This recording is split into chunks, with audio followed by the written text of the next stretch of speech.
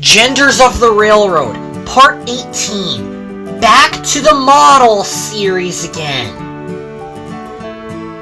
The trains on the tracks had been really useful recently while they were pulling their freight and being really useful. One day, Alessia was in the yard when Mr. Corkley arrived. "Today, Alessia," he said, "I'd like you to deliver model trains to Boston." "Yes, sir. That means we're going back to the model series again, instead of doing CGI," Thomas said. And Alessia steamed out of the yard. She was excited for her job. Before long, she left Cape Cod and made her way to Boston with the model train boxes, and she was excited. "I must be there soon," said Alessia. And she made it just in time. "I'd like you to pull a freight train today, Lindsay."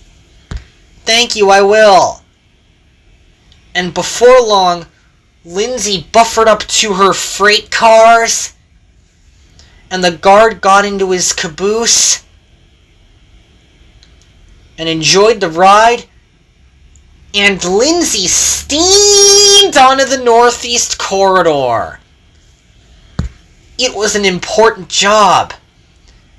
"I must be in Vickerstown Sodor soon," she said to herself, and she was excited.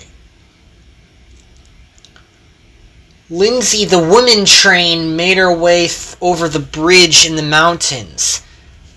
"I like the Green Mountains of Vermont," she said to herself.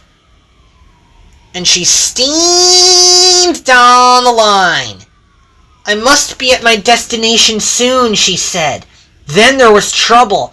A truck of hazardous materials and 2 trailers, and the man and the woman got out just in time. They knew a collision was imminent, and they braced themselves, and Lindsay became oblivious, and her driver threw on the emergency brakes.